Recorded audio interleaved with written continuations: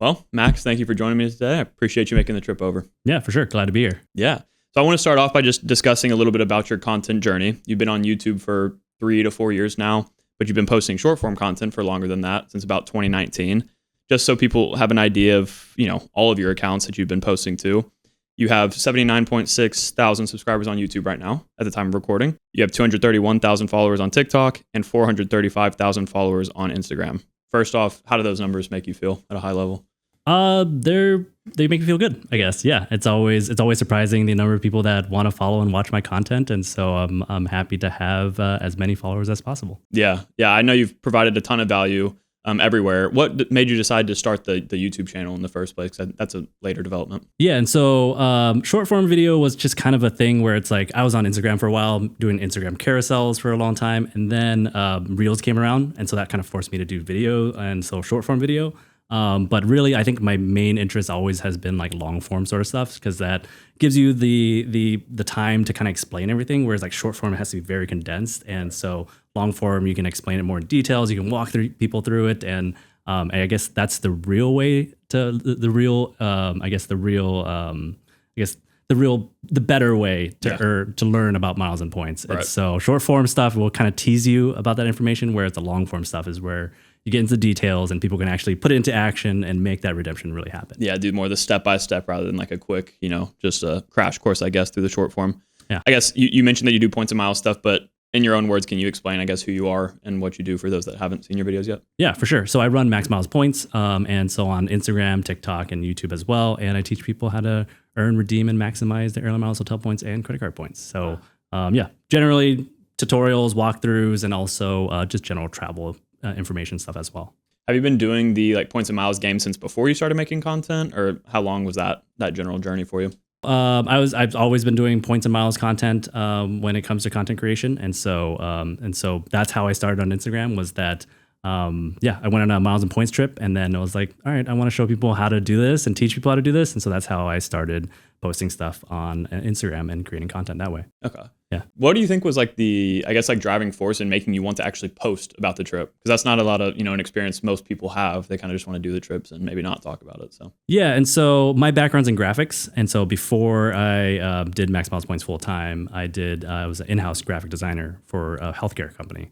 And so my background is, I guess, creating everything graphics related. So it's like video, websites, print graphics, and web graphics, and all that stuff. And so that's where it's like, all right, I mean, healthcare is pretty complicated, and miles and points is somewhat pretty complicated as well. And so I learned a lot from being a designer, in-house designer at the healthcare company, and like taking a lot of information, distilling it into an easy to understand form for like people, for patients, and people that are subscribed to the health insurance. And so I was like, well, miles and points is pretty complicated. I want to do my own spin on miles and points and provide that graphic visual element to miles and points. And so that's where that kind of stemmed from. And I was like, all right, well, carousels are kind of like graphic design essentially. And so instead of just photos, I would do like these carousels that are designed in Adobe Illustrator or Adobe Photoshop, and then post them. And so they're kind of like mini tutorials that people can kind of swipe through, and kind of like a PowerPoint presentation sort of setup. Yeah. And so that's where I kind of started with the content creation aspect of things, and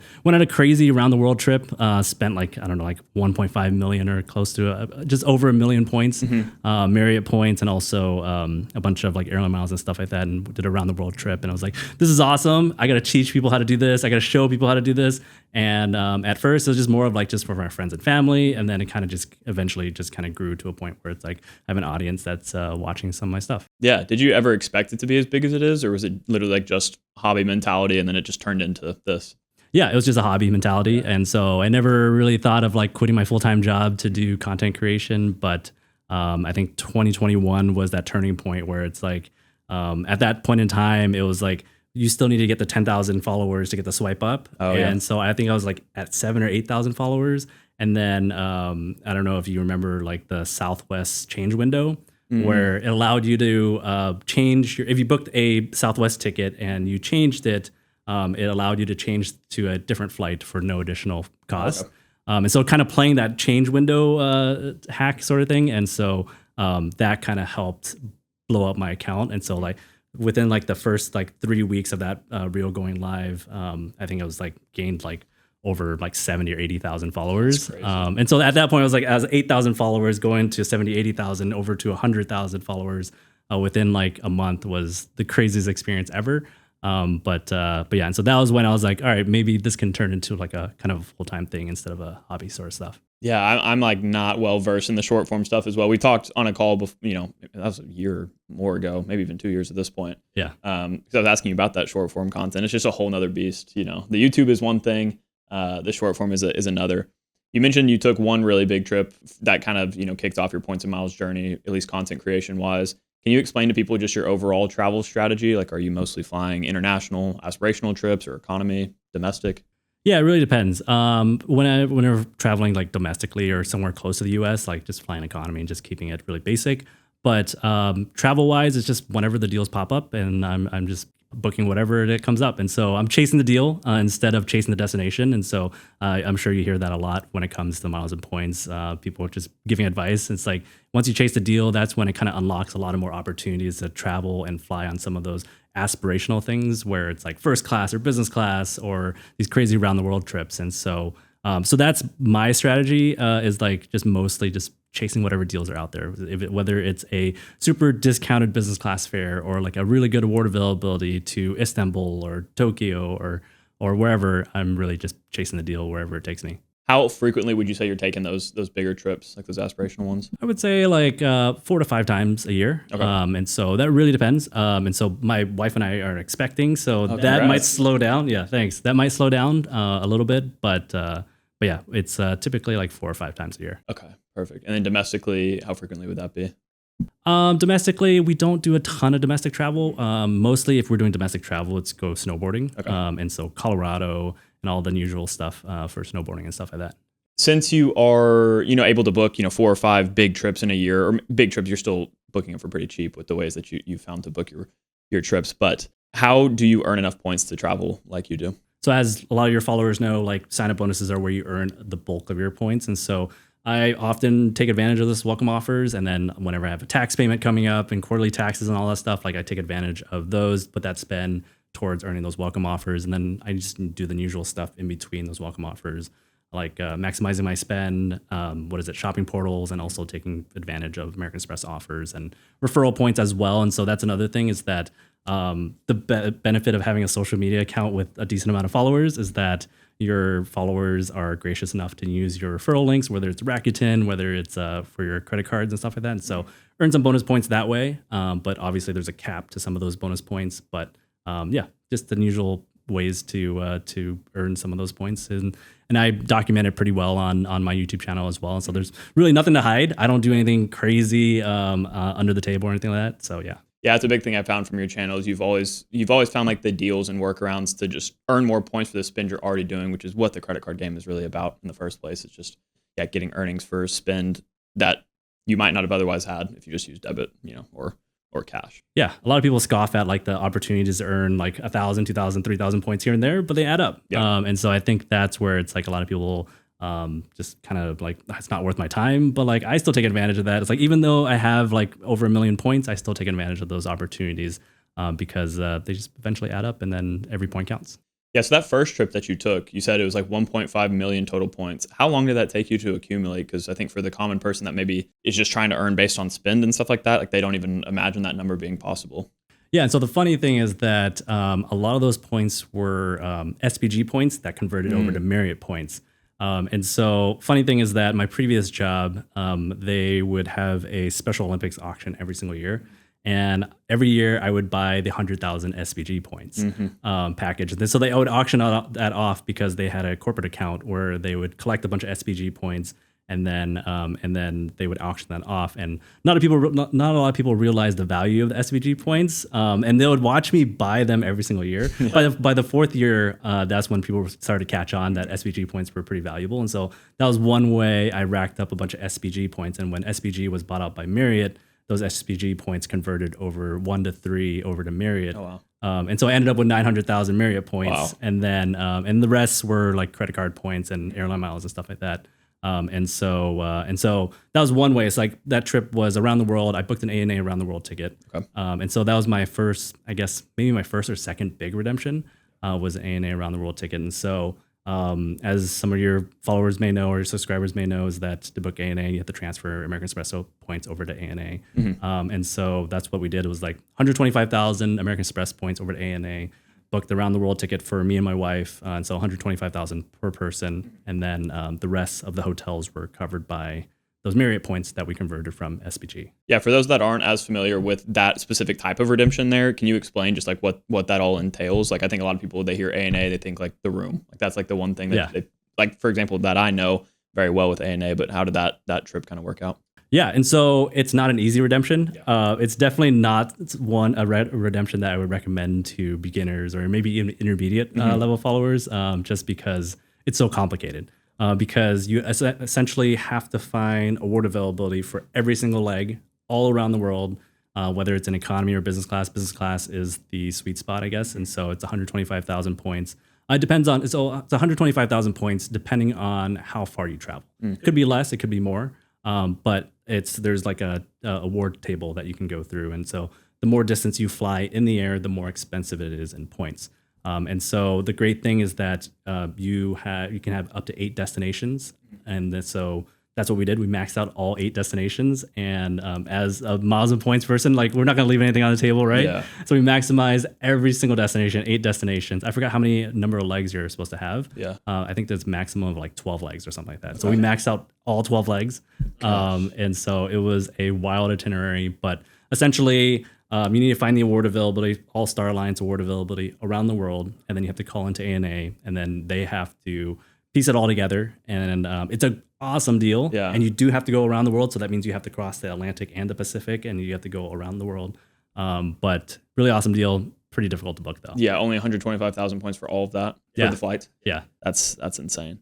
Earlier, you mentioned buying points. I think that's a topic that's come up a lot actually in these interviews that I've done, and it's something that I still haven't done personally. Is that something you still implement today when it comes to like the Hilton and like IHGs or other hotels? Yeah, totally underrated opportunity to earn some points that way. And so I've done it in the past. And so for me, like the last time I booked, last time I purchased points was for a wedding, for my wedding. Yeah. And so the funny thing is that like our wedding hotel was an IHG hotel. Okay.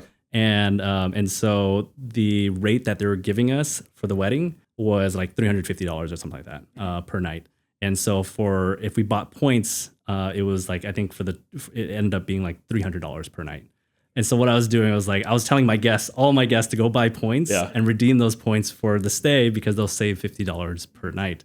And so I ended up convincing like 15 or 12 of my relatives to go buy points to redeem for the hotel instead of paying the wedding rate. And so we did not end up hitting the minimum requirement for the wedding rate, which is totally fine because contractually we didn't have to. But yeah, and so I think a lot of people don't look at buying points as a good opportunity because they're like busy earning points with credit cards.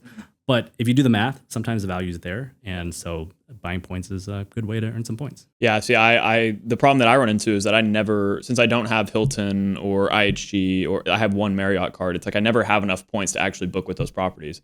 So I'm always constantly sitting there like, I use different cards to actually make those bookings happen. Like I'll use a travel portal instead or something like that. And I'm debating now, like at least starting to stockpile some of those other currencies in that fashion. Yeah, but, I mean, I wouldn't stockpile the points, but fair. Yeah. But yeah, and so like if they're on sale 100%, then I would say like 100% bonus. Then buy the points and use them right away instead of just stockpiling them. So yeah, that's what it's like when it comes to buying points. Like I just never recommend anybody stockpiling them. But doing the math is the important part. Is making sure the math makes sense.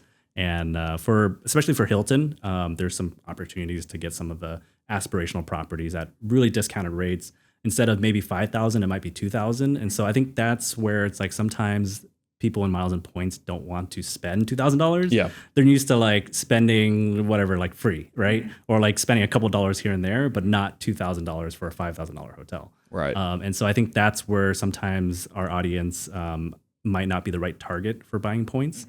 And so, but as a person that doesn't earn a ton of points, like maybe they earn 50 or 100,000 points a year, that's where buying points can be beneficial for them because they might not have the opportunity to earn a ton of points, but buying points can still unlock some of those aspirational travel without having to go through the hurdles of getting welcome offers and getting a bunch of points and stuff like that way. Yep. The credit card way. Still funding like a big travel bank, but for half the price or less. Yeah.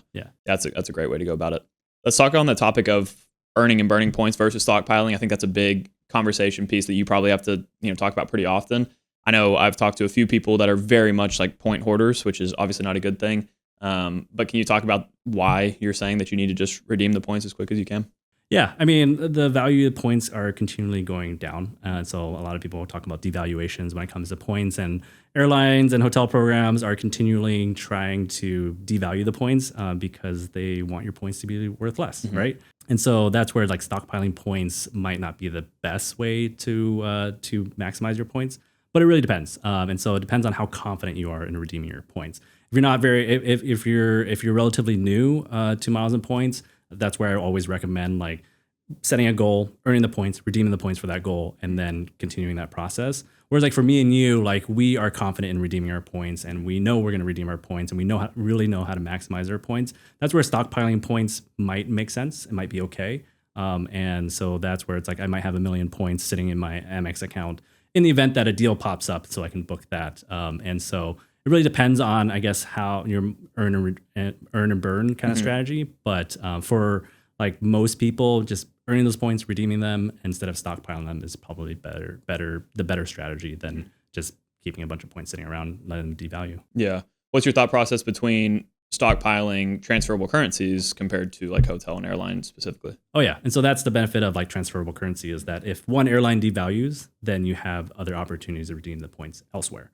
And so if there's one type of points that you're going to stockpile, make it flexible, transferable currencies versus like American Airline miles or Hyatt points or Hilton points and so on. Gotcha. What are the most common? It sounds like Amex is probably your most commonly used currency, but are there any other ones that you're always in need of more points?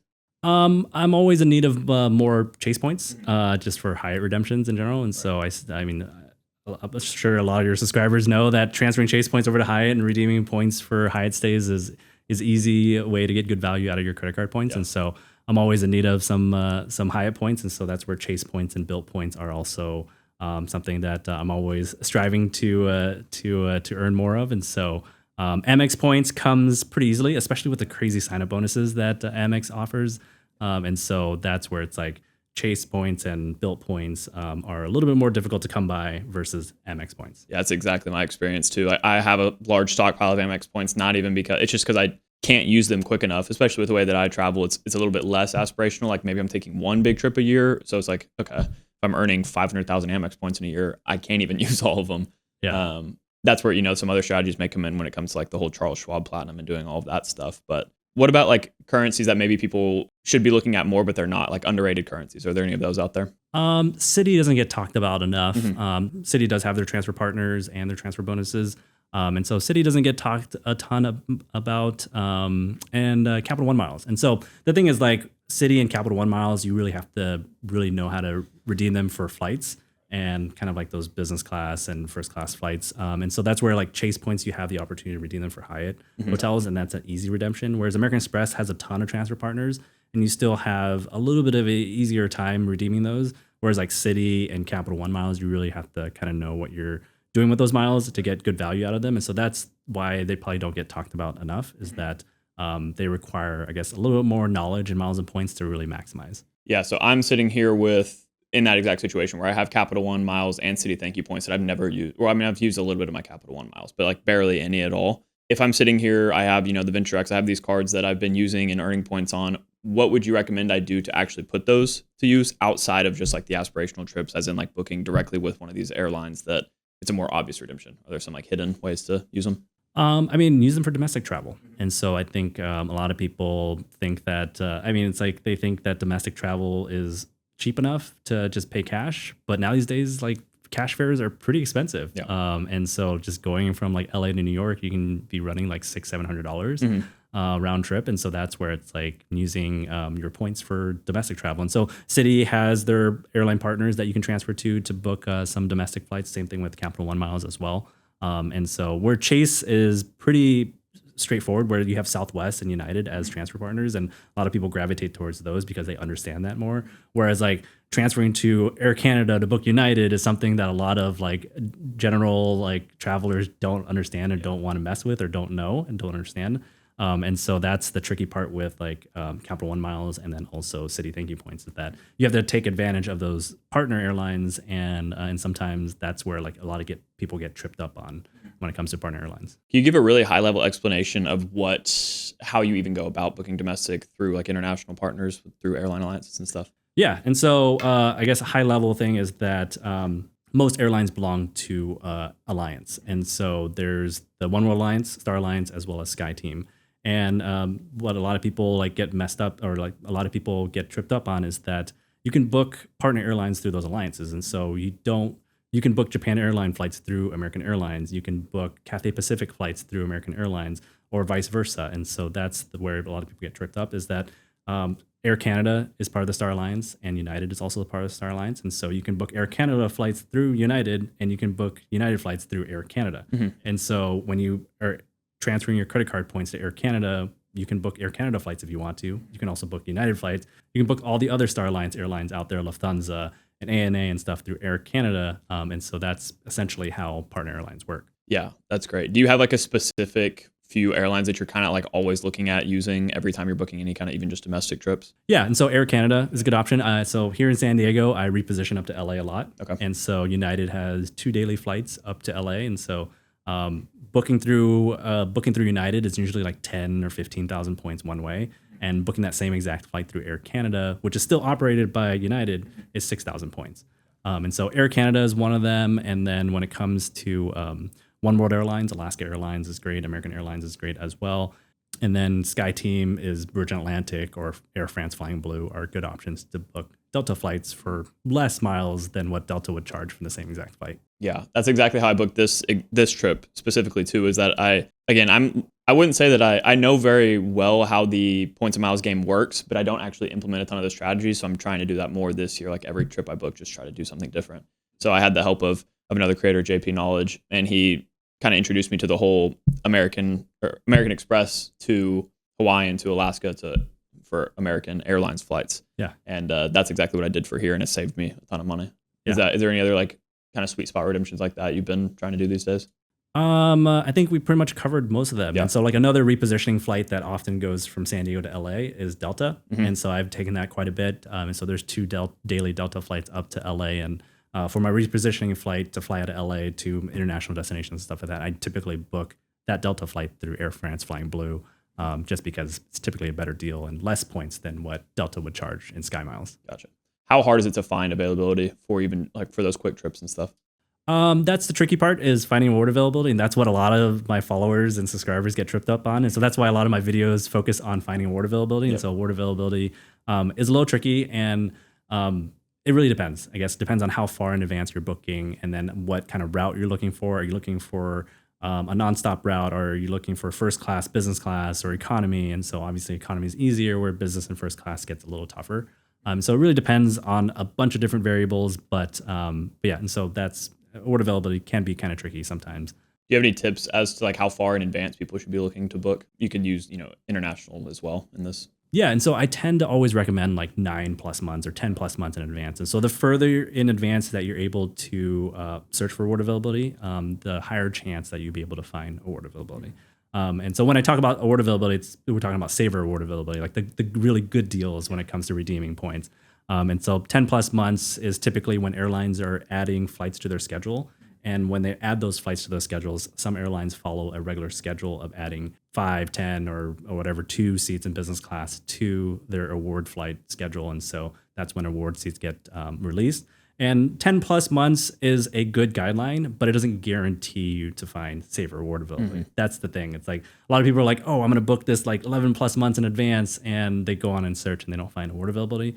It just increases your chances if you book far in advance, or you can book last minute as well. Yeah. Last minute helps as well. And so sometimes when airlines don't foresee them filling those seats and selling those seats, that's when they'll release additional award availability. But again, that increases your chances, but it doesn't guarantee that you'll find saver award availability. Yeah, it's living on the edge there. I know some people book literally like the week week before, make all their plans happen right then, and that's intense. Whenever you're booking your 4 or so international trips a year, are you usually booking 10 months in advance? It really depends. And so it's kind of usually a mix. Yeah. And so sometimes if it's a destination that we really want to go to on a specific time, that's when I'm really looking way down in the calendar, way in advance.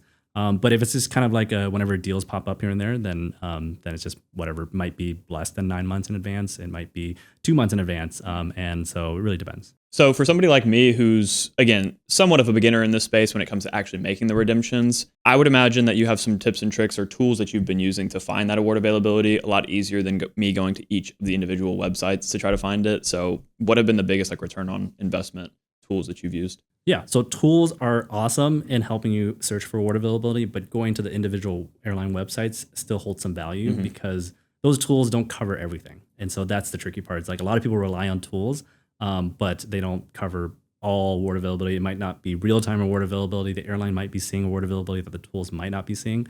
And so I think that's the first thing is it's important to know how airline searches work on the airline individual websites before you jump into tools, I think. So tools are definitely helpful. I use tools all the time, but learning to search on an airline website is definitely still beneficial and still has some value because sometimes you can find award availability that you'll find on the airline website that the tools won't find. But when it comes to using tools, I use 2 tools, and your subscribers might not agree with me. So comment below if you don't agree. But Seats.aero is pretty popular, and it's one that I like a lot and I recommend often, especially if you're kind of you have a good understanding of airline partners and you're kind of more the intermediate level. And so Seats.aero is great. The only downside about Seats.aero is that it's cache data. And so it might be kind of stale data. It might be a little bit old, but that's where you have to go to the airline website to double check if that award availability is still there. And so Seats.aero is great for flexible wide searches. And so I like to do USA to over to all the major airports in Asia and kind of search all the award availability and identify if there's any sort of positioning flights I would have to take to get to Asia. Yeah. And so that's the benefit of Seats.aero is the big flexible searches, but also the narrow searches. It can also do the narrow searches too. And so if I want to go to LA to Salt Lake City, then it can also do that narrow search as well. And you said there's 2 tools. That was one of them. Is there another one that? Yeah. And so Point Me is another tool that I like to use. And so Point Me searches award availability for 33 different airline programs, 150 plus airlines, all in real time award availability. And so that's where it's a very narrow search. And so it's a date specific search and it's from point A to point B. The narrow search. And I like to use both tools together. And so I like to do a flexible search on Seats.aero, identify that save reward space, and then what I like to call is shopping. And so we're talking about partner airlines, right? And so different partner airlines might charge different amounts for the same exact flight. So British Airways might charge X amount for a Japan airline flight, and then Cathay Pacific might charge something else, and American Airlines might charge something else. And so that's where it's I use Seats.aero to search for the save reward space, take that save reward space, punch it into Point Me, and do a narrow search and let Point Me do the shopping for me so that it cross-references all the different airlines, all the partnerships to see if there's an airline that I can transfer my points to book for fewer points. Okay, so it sounds like we've already kind of gotten into this, but I wanted to ask you to maybe break down one of your more recent redemptions, one that's on the top of your head, and just see the actual step-by-step you take. Sounds like that's a big part of it, but do you start at even just a simple Google flight search to get ideas, or how does it all progress? Yeah, and so where I tend to start is flightconnections.com. Flight Connections is a great tool to see flight routings all around the world. And so you can put in point A to point B, and it'll give you the flight routes. And that will at least give me an idea of what's the most direct option to get to my destination. And then from there, it could say it's operated by Qatar Airways. And so from there, I would say, I can go to the Qatar Airways website to search, or I can search on a Qatar Airways partner like American Airlines or JetBlue or one of the other One World airlines to see if they see that Qatar Airways award availability. So on a more recent trip, if I apply that to a recent trip to Japan, for example, we flew from LAX to Narita. And so I would jump on Flight Connections and see that, Japan Airlines is an option, ANA is an option, and also American Airlines is an option. And so those are my 3 options that are nonstop to Narita. And so that's where I start, is see if I can find award availability on those nonstop flights. And that is a good way to start because that's your ideal routing. You can do the same thing on Google Flights as well. And so search on Google Flights and then sort it by like the most direct route and the shortest travel time. And so that would give you exactly the best route and kind of work your way backwards. And it's like, I want to get on that flight. It's a direct flight. It's the fastest flight. How do I get myself a seat on that flight? And so from there, start the award search. And so that's where you can jump onto a tool like Seats.aero, or even Point Me, or just run the search on the airline website. Okay, so pretty straightforward, honestly. I mean, it might take you some time, but using those tools probably decreases that time quite a bit, huh? Yeah, and so that's really if I want to go somewhere very specific. Yeah. But most of the time, my strategy is like let the deal take me wherever. And so in the case of this recent Japan trip in January, it was more of like, award availability popped up because I was randomly searching on Seats.aero, or I got an email alert of award availability, and so that's where it's like I ended up booking that flight because of the deal. Yeah, I was going to ask you exactly how you find those, because I'm definitely the kind of person where I'm not as flexible as I probably should be with my trips. Like I'm usually meeting, family at the whatever big trip we're taking or something like that, to where my dates aren't flexible. So I don't really put as much emphasis on just like random awards that pop up. But where do you get that information from to just, help dictate where you're going? Yeah, and so there's a couple different award newsletters out there. And so my buddy Spencer, Straight to the Points, runs an award newsletter. And so whenever he finds a good chunk of award availability, he'll send out an email alert. And so sometimes I just kind of sit back and just wait for those alerts. And then if those pop up, then it's like, hey, talk to my wife. And was like, do you want to go to Japan? It's like, yeah, let's go. And then so that's where I ended up booking that Japan flight. Gotcha. Okay. What have been some of your favorite travel destinations so far out of all the places you've been? Yeah.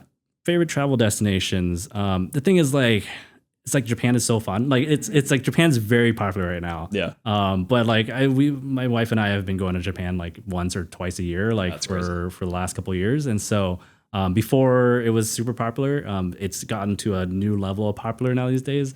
And so Japan is an easy one. And then I'm Vietnamese. My wife is Vietnamese as well. And so both of us, we kind of grew up going back to Vietnam every summer with our parents. And so going back to Vietnam is always nostalgic, and it's always fun going back to Vietnam.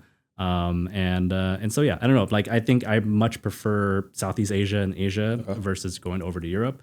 My wife does love Paris, and we often go to Paris as well, at least once a year for shopping and stuff like that. But yeah, we much prefer most of Asia and stuff like that. Yeah. I didn't ask you this earlier, but do you have any, like, I guess, allegiance towards specific airlines or hotels? Do you try to chase status with any of those? Status totally overrated, in my opinion. And so like a lot of people waste time and money chasing status. The only status that I have that I'm pretty loyal to is Hyatt. And so the thing is like chase points over to Hyatt, pretty easy. And so pretty easy to stay at Hyatt hotels and earn those nights. And I think Hyatt hotels, Hyatt Globalist status is much more rewarding than any of the other hotel statuses out there. And so they're much, I guess, more consistent in rewarding their globalist members. And so that's why I enjoy staying loyal to Hyatt.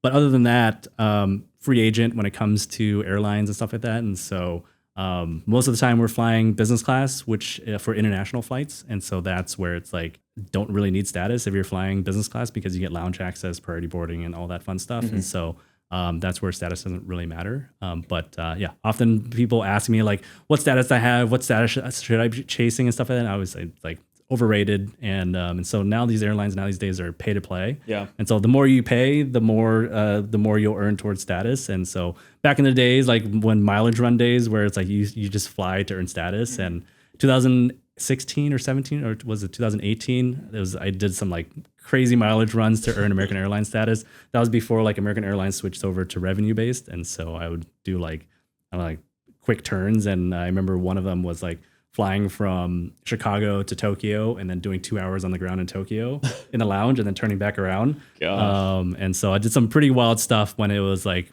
earning status when it comes to just flying miles. But now these days it's like you have to spend the money. And so unless you're organically spending that money, whether it's through work or whatever travel that you're doing, unless you're organically hitting that status, it's really not worth it to chase status. Yeah, that makes sense.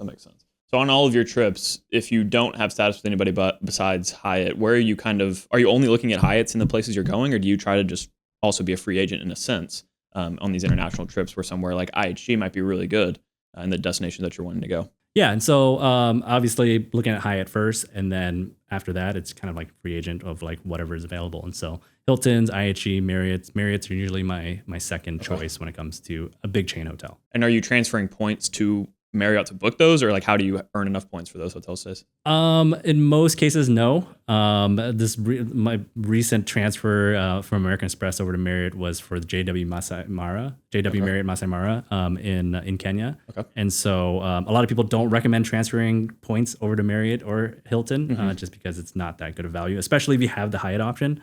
But in some cases, it's still pretty good value when it comes to transferring credit card points over to Marriott or Hilton. Okay. Yeah, that's good to know. I've done a Hilton redemption myself through Amex and ended up being a pretty decent cent per point rate. Where it was for the Waldorf in Las Vegas, and I don't have points with like any hotel chain. So my best bet to even use points in Vegas, which is hard enough to do, was for that Waldorf. So I just did a 1-to-2 transfer and ended up getting like I think 1.8 cents per point for the Amex points, which for a Hilton, I'm going to take that all day. Yeah.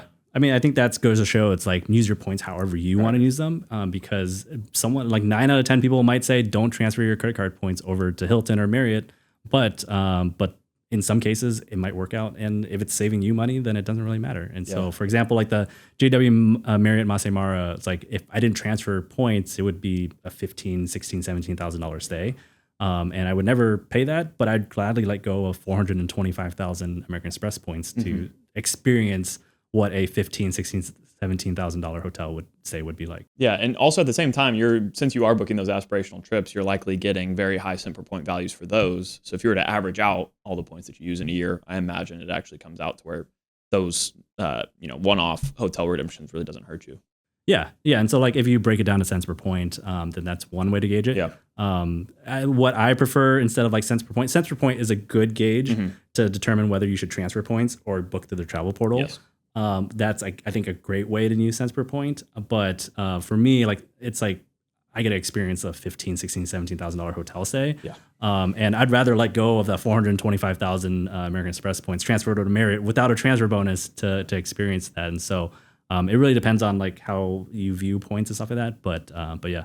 Yeah, I think points and miles is such a psychological thing. I made a video a while back talking about like why cent per point values don't matter to me personally. I think, another thing we haven't touched on is the fact that cent per point values can be extremely inflated depending on when you're booking. So it's just such a weird like vanity metric that so many of us like, I guess, just like base everything on in the points and miles game. But it sounds like you have a different perspective on that. Yeah. And so, I mean, I do sell a spreadsheet that calculates your cent per point and transfer bonuses and stuff like that. But what I often advocate for is just like, it's a good way to determine whether you should book through the travel portal or transfer your points. Don't let it determine whether you travel or not. And so I think that's a key thing is like you earn your points, go travel. It's like, don't let cent per point stop you from going to travel. Don't let Reddit feedback from, it was like, I redeemed my points for 1.75 cents. So it's like, they'll probably comment. It's like, oh, you should have gotten 2 or 3 cents per point. That's a bad redemption. It's not a bad redemption if you get to travel. Yep. Right. And so they're not traveling, you're traveling, you get to experience all the fun stuff of travel. And so, Yeah, credit cards are all about, at least for me, making memories with people, like with loved ones that I might not have been able to if I had to pay cash, right? Yeah. So I like dictating your satisfaction of a redemption based on the like actual just cash value you saved rather than just the cent per point. One of the most like polarizing redemptions I've made was actually for my MacBook Pro. I did like one of the whole Chase boost whenever I had the preferred for Apple, 25% to get the MacBook Pro, and that's been the highest return on investment I've actually ever probably gotten from a redemption, and it's actually been my only cashback redemption. Do you ever use your points in that fashion, or do you just keep them? I haven't. But I got into miles and points for travel, and so that's where it's like I'm primarily using my points for travel. And so I know a lot of people like, oh, you're better off like redeeming the points for cashback through the Charles Schwab and stuff like that, and investing that money and then put it in Bitcoin or whatever and stuff like that. But it's like I'm into points for travel, and so I want to redeem my points for travel. I've had high cent per point redemptions that I've been unhappy about, and I've had low cent per point redemptions that I've been very happy with. And so cent per point shouldn't be the gauge of like your travel experience. And so, Do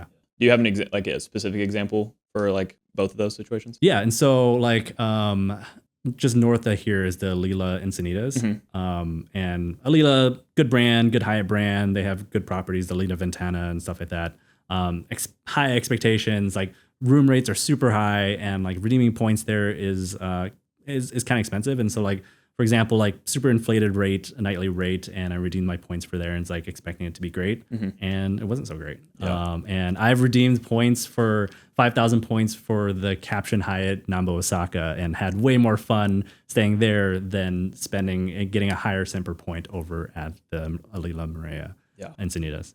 Yeah, see, it's funny. I've given this example a couple times recently, but my best cent per point values have come from me booking a one night stay for like my mom from, she wants to go see my stepbrother in Houston. That's like a 3-hour drive. She does it the day before. I go book her a trip. It's 10 cents per point for a Hyatt. And it's like, I've never gotten that before, but at the end of the day, it's just not really a metric that actually matters in that case. Like, sure, we save some money on that, and that's the important part, but it can't be, I don't think, the baseline for everything. That's the way I think about it, at least.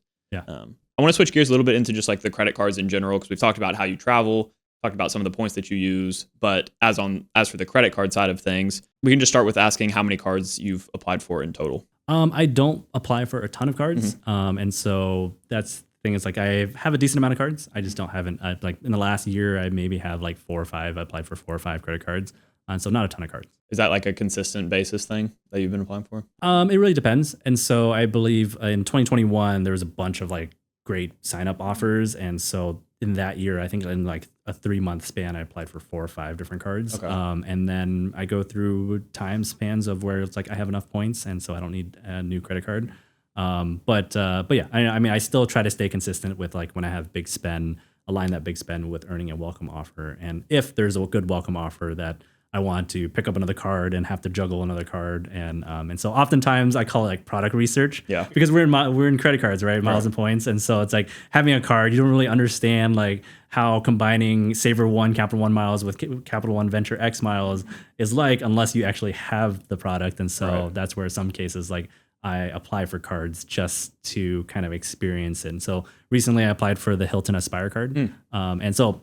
Total Hyatt guy, but trying to branch out into a little bit more and see what's on the Hilton side. And so that's where I applied for the Hilton Aspire card.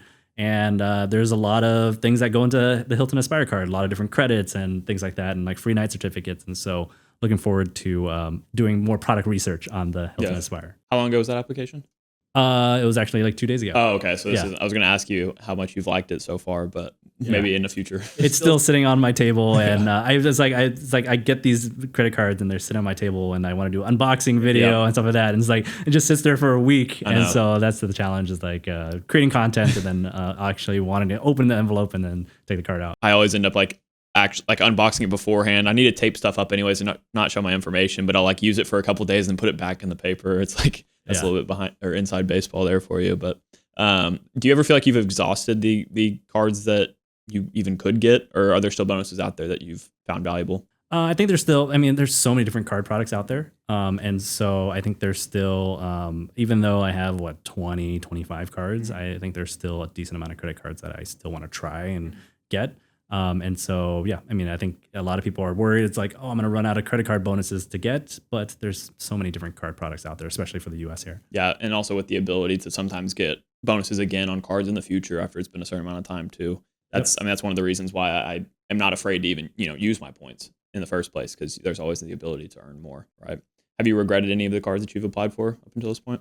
I don't think so. I'm pretty good at getting cards that I'm thinking about keeping long term, and especially since like we're in credit cards and stuff, we tend to keep our credit cards longer than most people. I think, and so yeah, I don't think there's no cards off the top of my head that I regret. Okay. How many have you closed? Do you know, if any? I've probably closed maybe like 3 or 4 in the past, and they're mostly airline credit cards that I've had in the past, and so yeah, not very many. Okay. Do you recall why you would have canceled those in the first place? Just because like I think one was an American Airlines credit card, and so like I wasn't planning on flying American Airlines a ton, and so paying the $95 annual fee to get a free checked bag and stuff like that wasn't just valuable to me, and so that's why I ended up canceling. Yeah, so obviously a lot of cards make sense in the first year, and then it's after that point you really analyze that effective annual fee again, and then decide whether or not it's worth it. And a lot of times it's not. Maybe you get a card for a very specific trip, and then after that you're kind of done with it. Yeah.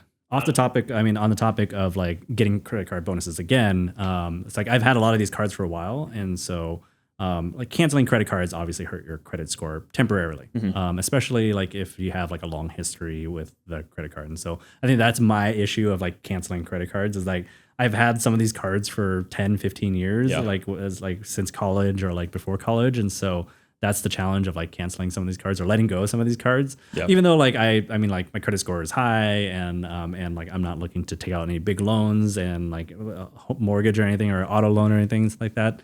I think that's the hurdle that I have to get over is like cancel some of these cards even though they have the long credit history to them. I guess obviously too though at the same time if they're not your oldest, like I always kind of tell people to keep like your oldest maybe, but even then the cards will age for another 10 years right on your report if it's in good standing. So I try to tell myself that too. Like I had the gold card recently where I was like I can technically get positive value on paper, but that's a whole can of worms that people already hate me for here. But but no, yeah, I canceled that one. And it's still, it's still aged on my report fine. Didn't hurt me at all. Also because it's a charge card, so I didn't lose the credit limit and increase my credit utilization. So there's been niche situations where I've considered canceling them, but for the most part, I'm downgrading to a no annual fee version and then just leaving it open. I assume you kind of just do the same. Yeah, for sure. Out of the cards that you currently hold, which ones have given you the highest return on investment for the way that you choose to travel? Good question. I think American Express points. I think it's just across the board American Express points. And so American Express Gold, and I wouldn't say the Platinum so much. American Express Gold tends to be an easy card to earn some points on just because dining and groceries is where I spend most of my money. And so that's from just the everyday spend standpoint of things. It's like, it's easy to just rack up points throughout the year. And American Express points, I think, has unlocked a lot of opportunities to do some of the aspirational international travel sort of stuff just because American Express points has a ton of transfer partners and their transfer bonuses come around pretty decently often as well.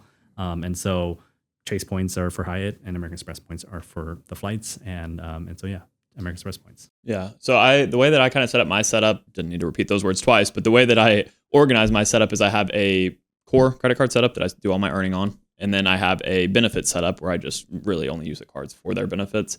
That would be more like the Amex Platinum versus the Gold card. What does your core credit card setup look like? Like which ones get used on a daily basis aside from the Gold? Yeah. And so I can tell you what I have in my wallet right now.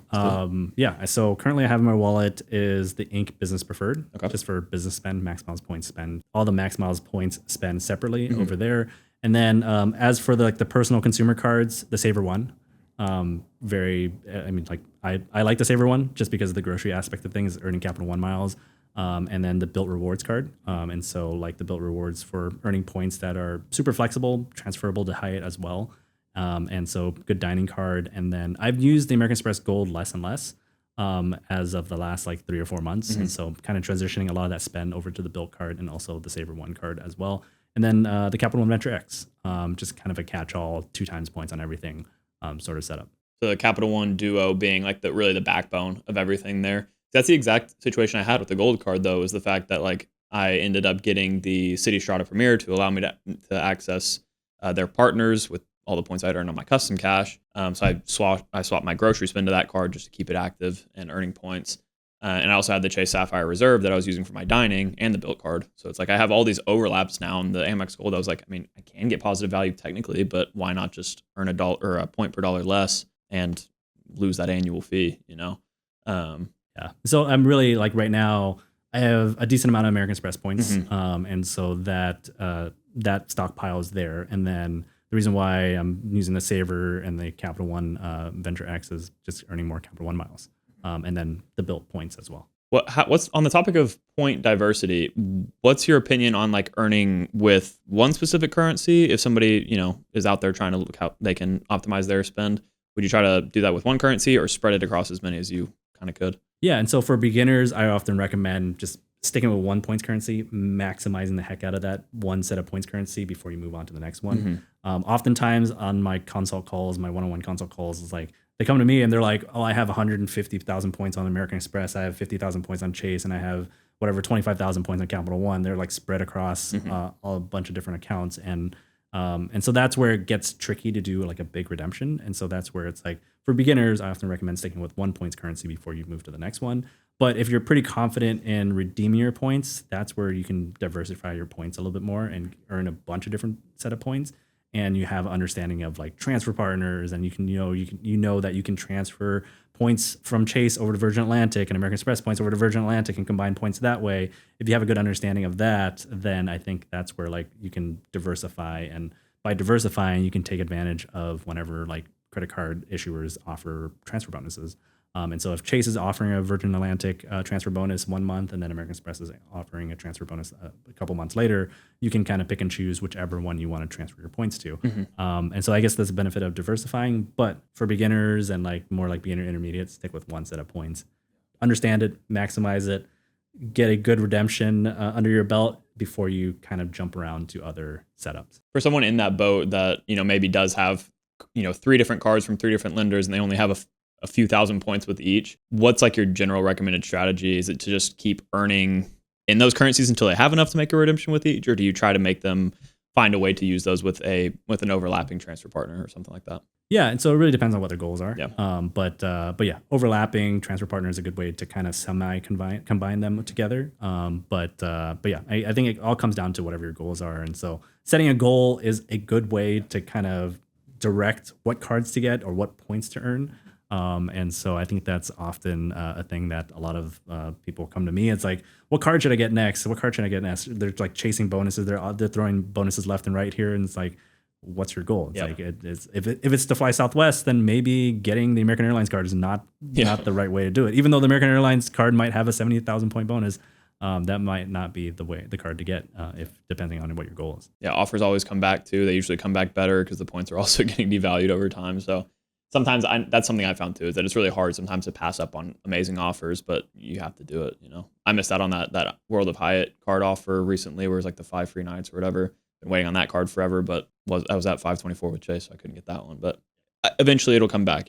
That's a good way to think about it, though. I don't think all hope is lost. Obviously, if you have started in a way that's a little bit more disorganized, but it's good to hear for people that maybe only have a couple cards to maybe just hone in on one, maybe get that Capital One Duo or something, focus all your spin there. And then eventually you can add cards from different lenders after that. Yeah, for sure. Speaking on the topic of transfer bonuses, are there any that you will take advantage of even if you don't have a trip planned? I know that gets into that weird territory of stockpiling versus not, but sometimes I feel like there's some offers out there that might be worth looking at. Yeah. Like the first couple offers that come to mind is Built Rewards. And they have some crazy transfer bonuses whenever they have those special rent day transfer bonuses. And so the only time I've really transferred speculatively to kind of just stockpile points has been for Built transfer bonuses on rent day. Definitely don't recommend it for most people, but I was very confident that I would redeem Flying Blue miles eventually. I was very confident that I would redeem Life Mile points. And then one that was kind of, I did not foresee this happening, but I transferred Built points to Hawaiian Airlines when there was a transfer bonus. Yeah. An oracle. I know, right? And so it's like, that's where it's like, I think it was 100% transfer bonus. And so that was before they started doing the tiered transfer bonuses. And so I transferred, I think like 80,000 Built points over to Hawaiian Airlines with 100% transfer bonus. But I did have somewhat of a plan because you can book Japan Airlines through Hawaiian Airlines. And so very niche sort of thing. And so I had a plan of like, maybe just redeem Hawaiian Airline miles for Japan Airline flights. And then eventually it didn't happen, but sat there, and then now I can convert them to Alaska Airline miles. Yeah, same argument probably goes in the sense of like always have somewhat of a plan, like don't just completely speculatively transfer. But yeah, it also probably comes with the territory. The more time you spend redeeming points and miles, the more understanding you have of what airlines you choose to use a lot. So maybe that's not as speculative at that point as it would be like transferring now when you're not as educated. Yeah. I also want to do a comparison here between like the top transferable currency credit cards, because that's kind of just like a hot topic that everybody's trying to decide what card actually makes sense for them, whether that be one of them or multiple. So can we do a quick breakdown between like the Amex Platinum, Chase Sapphire Reserve, Venture X, and maybe talk about them from your personal experience, if you have it, about which ones you'd consider? Yeah, and so we can start with Venture X. And so Venture X, I think good value card for the lounge benefits, as well as like $300 travel credit, and then the $10,000 anniversary points. Like just that alone will give you more value from the $395 annual fee. And I think that's kind of like a no-brainer sort of thing. Even though if you don't take the $300 travel credit and also the 10,000 anniversary points at face value, it's still a good value card. And $395, it's like it's less than the Chase Sapphire Reserve, and it's much less than the American Express Platinum. And so, I mean, Capital Venture X is an easy recommendation for anybody that's kind of like looking to dip their toes into a high-end credit card with airport lounge access. And then what about the Sapphire Reserve? How do you think of that one? Yeah, I don't know. I mean, like the Sapphire Reserve has kind of like gotten old. Yeah. And so the thing is, like the Sapphire Reserve, the way that I like often mention to people is like, I mean, if you don't want the Chase Sapphire Preferred, then get the Reserve, you get the lounge access and all that stuff. But it's kind of hard to earn back your annual fee that you're paying for the card. And so, like, if you're looking at it from a standpoint of like keeping the card year after year after year, then the $550 annual fee is kind of hard to earn back. From just the credits and stuff that the credits and the benefits that the Chase Sapphire Reserve offers alone. Yeah, I'm a big Sapphire Reserve lover, but that's because it's very specific to my situation. And what I tell people is like that's a very unique situation, I think, to be in these days. But for me, I get plenty of value even just from the 50% transfer bonus through the portal or travel portal bonus that you get on that card. And yeah, I mean, I think that gave me over $1,000 saved just last year because of all the portal bookings I made. And the biggest reason for that is just because of the, there's a lot of airlines and hotels that fall in that range of like a 1.25 to 1.5 cent per point valuation normally. So by upgrading to the Reserve, I now get that 25% boost. The points that I saved at a 1.5, 2 cent per point valuation came out to make up that 250 effective annual fee for me. Yeah. Plus I had a Sapphire Lounge in my home airport, or at least a Sapphire Terrace Lounge in Austin. For now. I know it's gone. It's gone probably the time of uploading this. Now, right? Okay. I think March 19th or something they told me, but I used it for this trip. I think that's the last time I'll get to use it.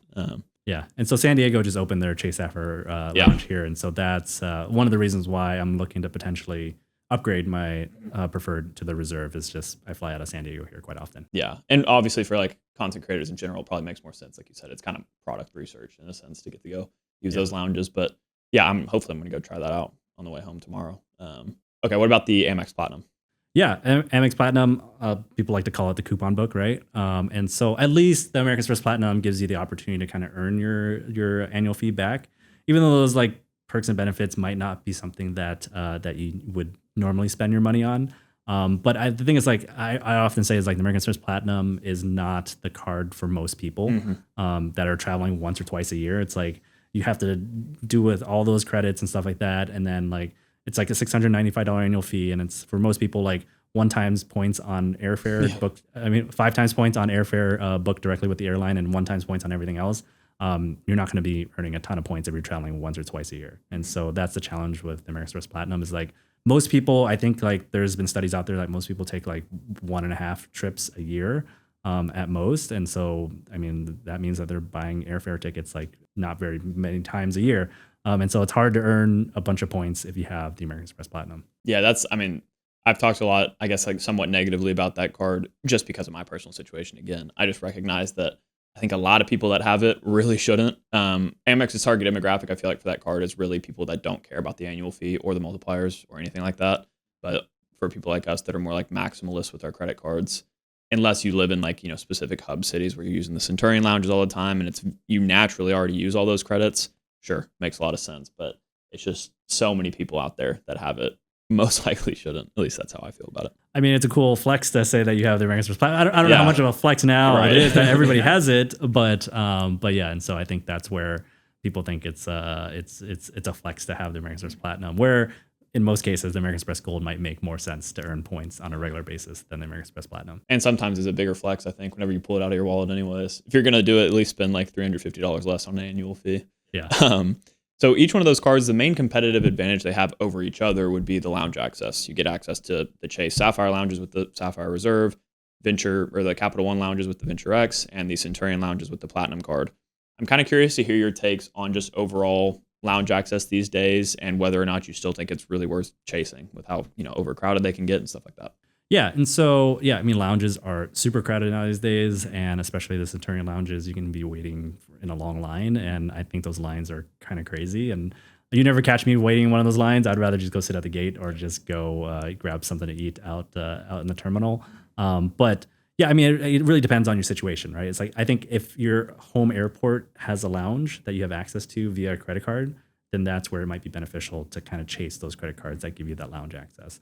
And it's like don't get a lounge credit card expecting to visit lounges often, just because the lines, one, and then two would be like maybe you're not traveling to the airports that have that lounge access, and so. Obviously, American Express Platinum has the larger lounge network access through partners and things like that. Capital One is slowly growing.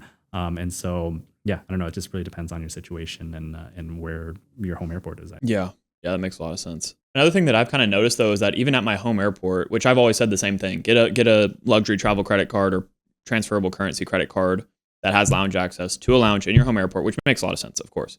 But since I know my home airport so well, I try to get there basically right before I take off, which makes the lounge access a lot less needed. Do you travel in a similar way, or like, I guess, how do you kind of play with that dichotomy a bit? Yeah, no, that's definitely a valid point. And I mean, for me, like I like to grab a snack and a drink before I hop on the flight because I typically would be thirsty or hungry when I'm on the flight, and so I like to go visit the lounge beforehand. Okay. And then when it comes to flying in premium classes, for business or first class flights, especially internationally, another thing is that you usually get lounge access by flying in those classes. So have you found that to be another way that it eats into your use case for having it on a card? I would say no. I think those lounges are much nicer, and so like especially if you're flying a premium product, then you get access to a more premium lounge that's not as crowded in most cases. I know that there's some airline business class lounges that are part of Priority Pass and all that stuff, and so those lounges tend to be not so great. And so when you're flying a premium product like business class or first class, then you have access to more lounges. And what I like to do is just hop around to different lounges as well, especially if an airport is interconnected via in the terminal. And it's good for content, but also good experience to see what some of the other lounges are like. Yeah, you filmed a lot of different lounge reviews and sometimes like early access to things that I love getting to watch beforehand. Do you have any favorite lounges that you frequent? I think a lot of the Chase lounges, I'm a big fan of a lot of the Chase lounges and Capital One lounges as well. And so it really depends. But yeah, and so this Chase lounge in San Diego is really nice. And I've been there 3 times now, and one for the media day and also 2 other times when I was traveling. And it's still pretty nice. And lounges are always nice when they first open. Mm-hmm. And so like the first 6 months of the first year, they're always nice. And then they kind of, I think they start to downgrade some of their food and downgrade some of their services and things like that. And so that's where it's like chase some of their new lounges, and then like after a couple of years, they tend to not be as nice as they were first open. Yeah, I'm really excited to try out that Chase lounge. I'll try to get some videos of it, be a little bit discreet with it, behind the scenes. Yeah. I want to get into a couple of big questions from our members before we move on to like the content kind of focused stuff here. Going back to just like how you've applied for a lot of cards at this point, you have a lot of different travel cards. We have a member's question from Matt Clausen here, and he asked, is there a card that you're excited to apply for this year, existing or rumored? Not apply for, but I'm looking forward to seeing what Built 2.0 kind of looks like when it comes to mortgages and different features and benefits of the upcoming Built update. And so I think the Built card, no annual fee, they're doing great things with the card. It's very overpowered card for a no annual fee card.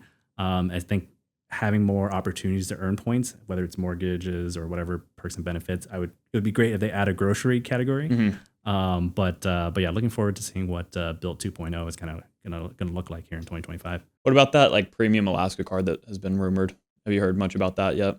So the thing with like airline credit cards is like they're not that exciting to me. Yeah. Because they're kind of just one-trick ponies. Where it's like if you fly Alaska Airlines, you could earn the welcome offer, but right now you can transfer American Express points over to Hawaiian Airlines to Alaska Airlines, and so that's where it's like, yeah, like airline credit cards are. Whenever they come out with a new product, it just doesn't really excite me that much. What dictates a credit card application for you these days? Is it just based on the trips you have coming up, or you said some high spend maybe, but what are all the factors that kind of contribute? It's just mostly the spend. And so if I have some big spend coming up, then like getting a card that would earn me extra elite nights would be a good way to kind of take advantage of some of that spend. It's like I would hit the welcome offer, but like getting those extra elite nights will help me earn status with Hyatt, for example. And so it really depends, but yeah, it's mostly the spend aspect of things and how can I maximize that spend as much as I can. Yeah. Cool. Expanding this to just like all people here, all credit card users, we have another member's question from Ahmad this time. And he asked, what card pathway would you recommend for a family who wants solid earnings on most categories, but don't want more than just 2 cards? I would say Capital One Venture or Venture X, 2 times points on a bunch of broad category. And so pair that with the saver, it's like you're kind of like earning a bunch of Capital One miles and covering most categories. And so it's like, the thing is like people stress out about like an extra point here and there. And so 3 times points versus 4 times points or 2 times points versus 3 times points.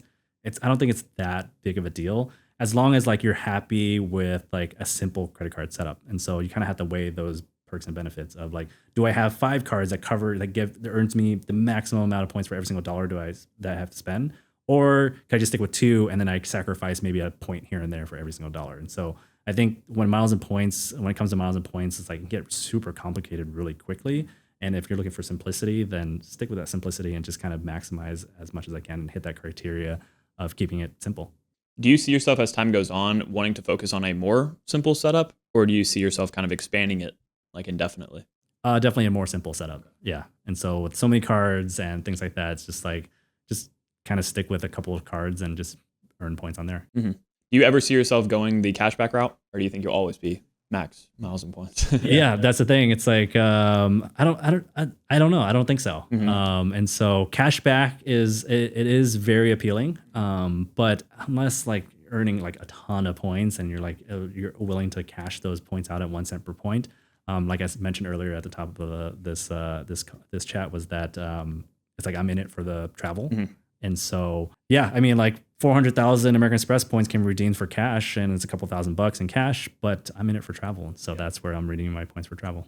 Yeah, I wonder, I talked to Stan the Credit Frog on one of these interviews as well, and he has a really interesting setup that is appealing to me for the simplicity's sake, where he runs like a US bank setup with the Smartly card now, as well as the Altitude Reserve. He had that before it was discontinued, plus some Bank of America cards, like customized cash cards. So he's basically running a 4 to 5.25x on every purchase for his core credit card setup, and then he just applies for cards for the travel side of things. And I don't know if that ever interests you. That's kind of what I'm like. That sounds nice, but I'm not sure. Yeah, I mean that sounds nice to maximize on that level, but it sounds like a lot of work. Yeah, and so I think for me, I like to keep things simple. As for my credit card setup, for the redemption aspect of things, also like just like the aesthetic of max miles points is just keeping things simple because miles and points is so complicated already. And so if you want to go the cashback route, then just stick with the cashback route and get a card that's 2.5 times points or 2 times points cashback, and then just kind of keep things simple. And then whereas like if you want to go the travel aspect of things, like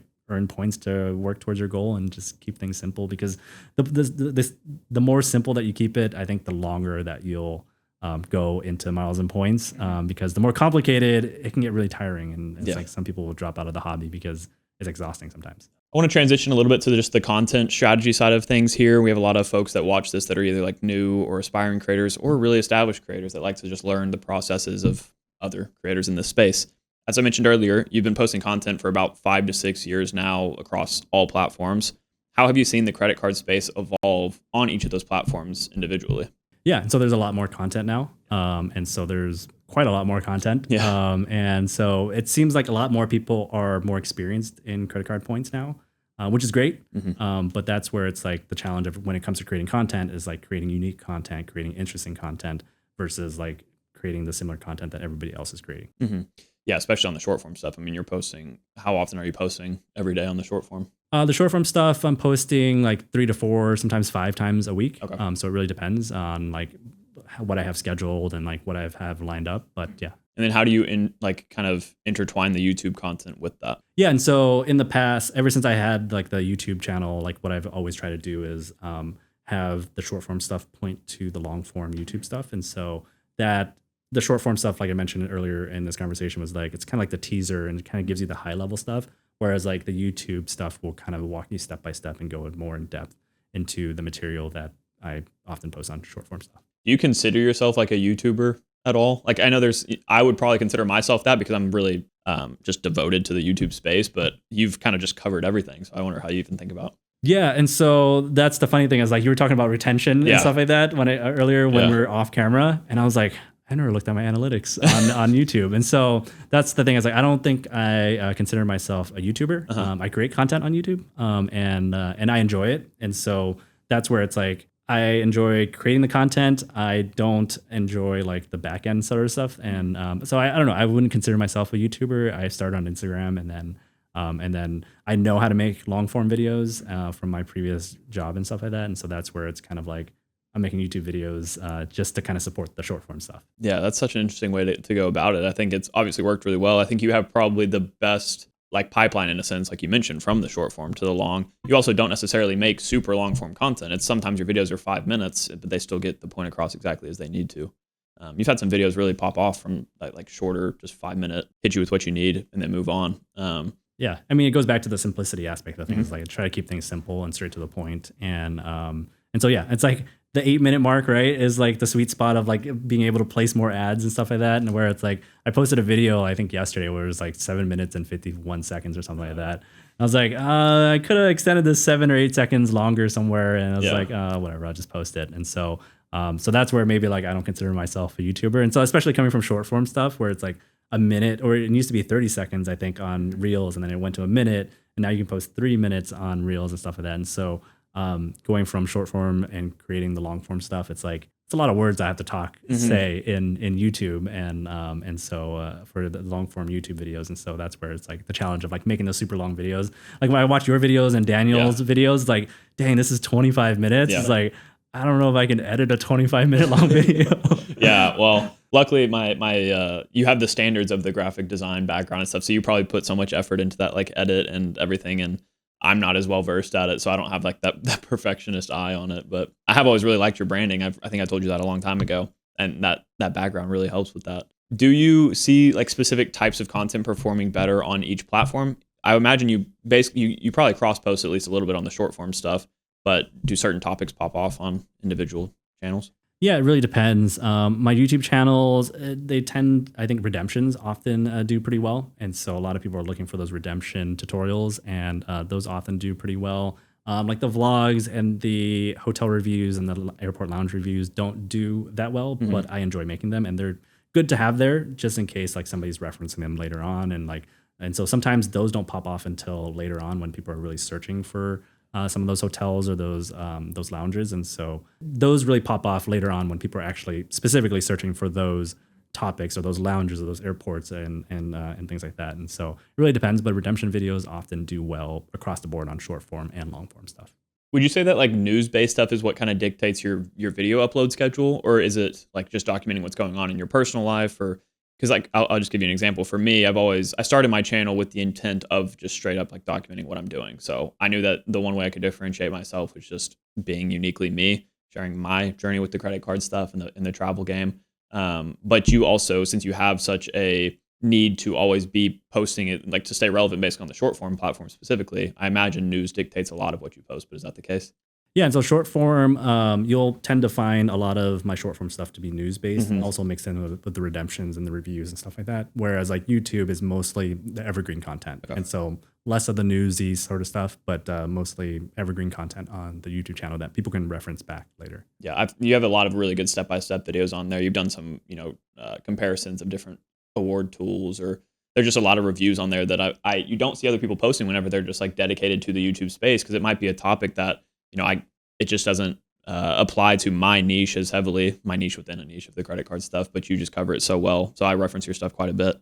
Do you have a specific type of content that you prefer making? Like, is the short form stuff really fun for you to make compared to the long form, or how does that work? I actually prefer making long form video. And so that's where it's like, I wish I had more time to spend making long form videos. So I started with the short form stuff. Short form stuff is usually my biggest platforms. And so what I like to describe it is like the short form stuff, I try to keep that boat afloat just because of brand deals and a lot of eyeballs on that sort of content. But where I would love to spend more of my time is creating long form stuff.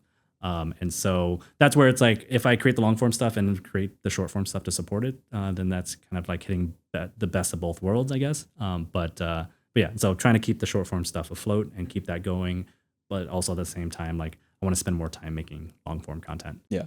You're obviously well established on all of these platforms already, which is great. But like you mentioned, there's a ton of people creating new content on a daily basis. How do you personally like differentiate yourself from the rest? Yeah. And so I think it's like, I don't like consuming other miles and points content. I think that helps me kind of figure out my own content and kind of give my own unique perspective to some of this stuff. And so things that people are posting, I sometimes feel like it's overdone and it's too, there's so many other posts out there. And so I try to take a look at a different viewpoint of maybe focusing on one aspect or one unique aspect of this airport lounge or this hotel or something like that.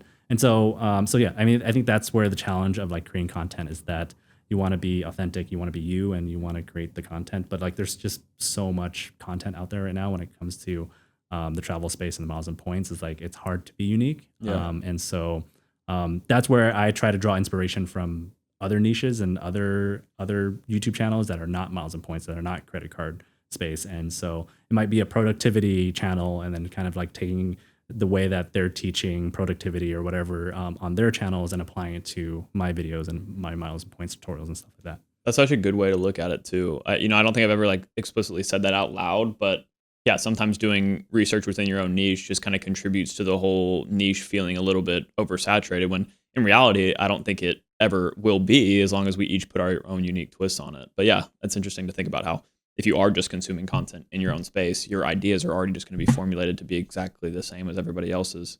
So I like that.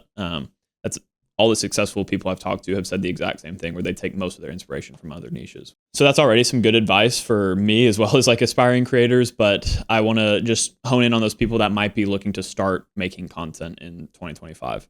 What general advice would you have for them when it comes to, I mean, I guess all content creation, really?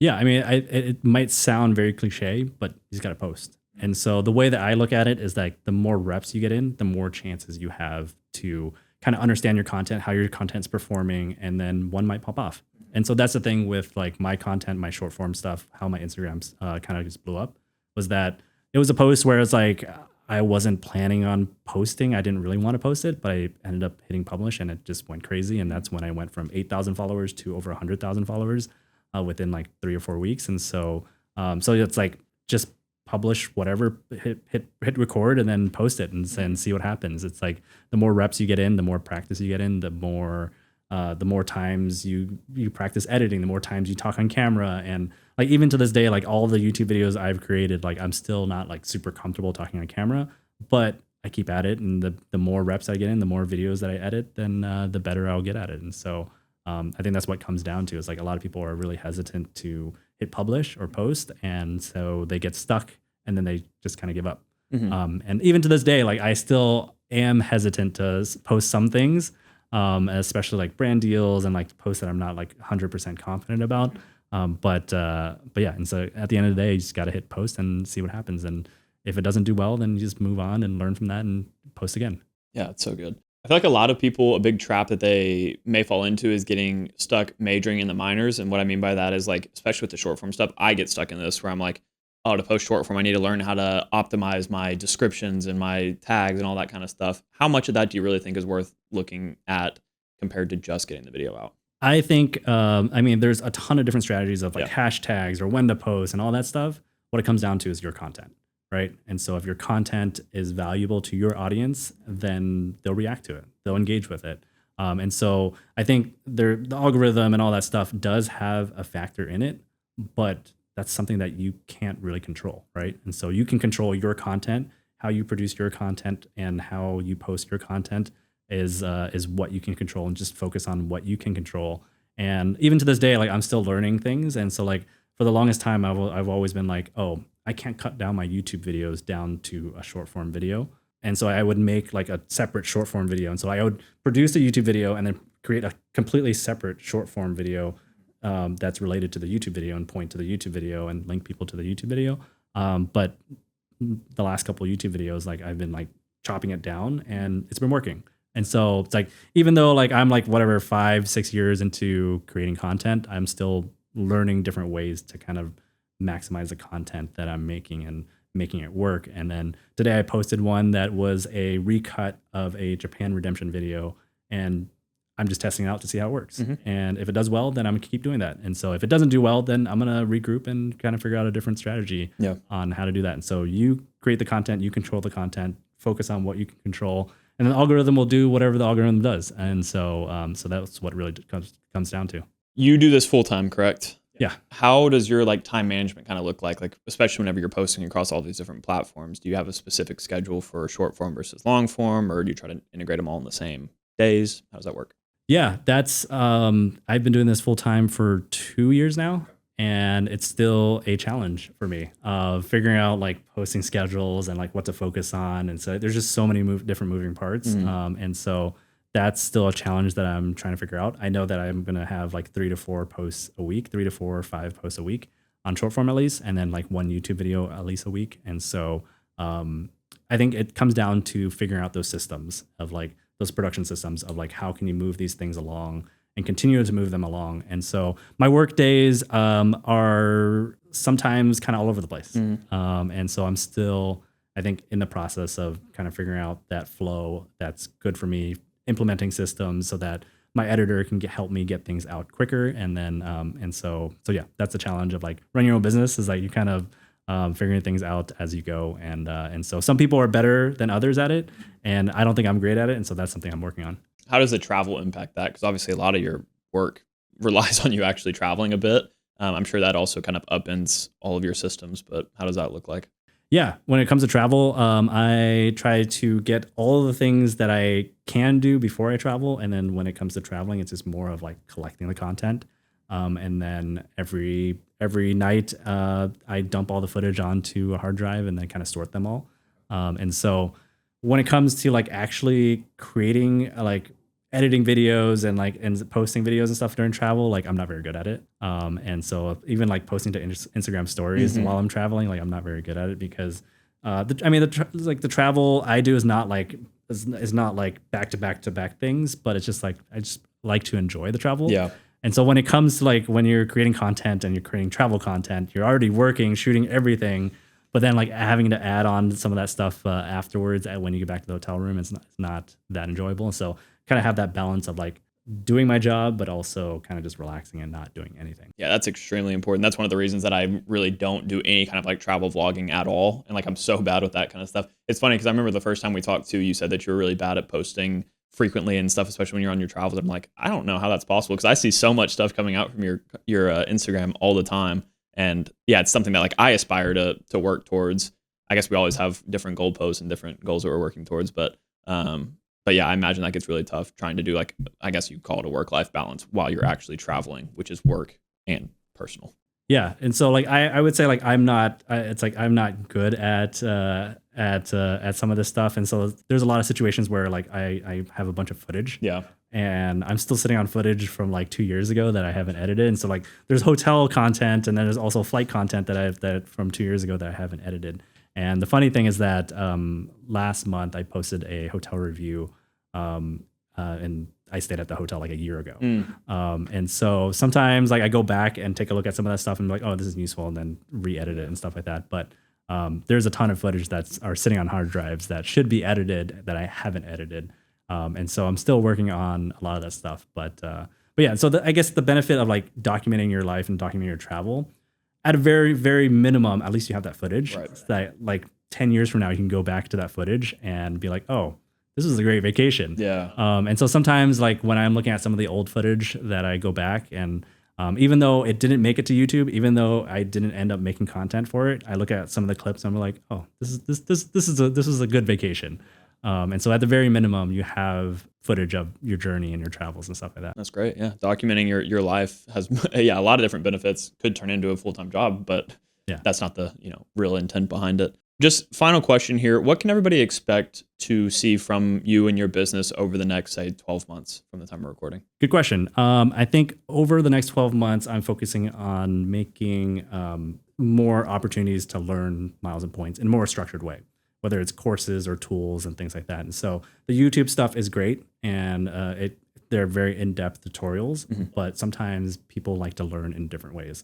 And so that's where like offering some of those products for people that prefer a more structured setup, or whether it's a Discord channel, whether it's a teachable course or a one-on-one call, or like a one-on-one like monthly call or strategy sessions and stuff like that. That's what I'm kind of focusing on for the next 12 months is expanding some of those options, and also still doing the short form stuff, also still doing the YouTube tutorials and things like that. But expanding the options for people that prefer to learn about miles and points and credit cards in different ways. That's awesome. On the content side of things, everything going to look fairly the same as it is now, just with new and new tips, new tricks, as well as new trips that you're taking? Yeah, and so since my wife and I are expecting, then it's like going to be more travel content or more family travel content. Right. And so that's going to be quite the new adventure for content wise, also for my wife and I. And so that's going to be a little different.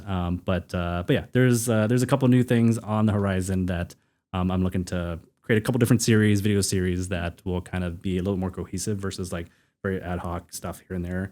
A bunch of different YouTube videos, and so creating a YouTube series that will be easy to follow as well as interesting to keep up with. Awesome. Yeah. I'll be the first to say that I'm excited to watch your journey. I've really enjoyed getting to learn from you over the past few years that I've been in this space, and I'm sure the audience can say the same. But I want to thank you again for joining us and sharing some of your wisdom. Yeah, for sure. Thanks, man. Thanks for having me, and it's been a lot of fun.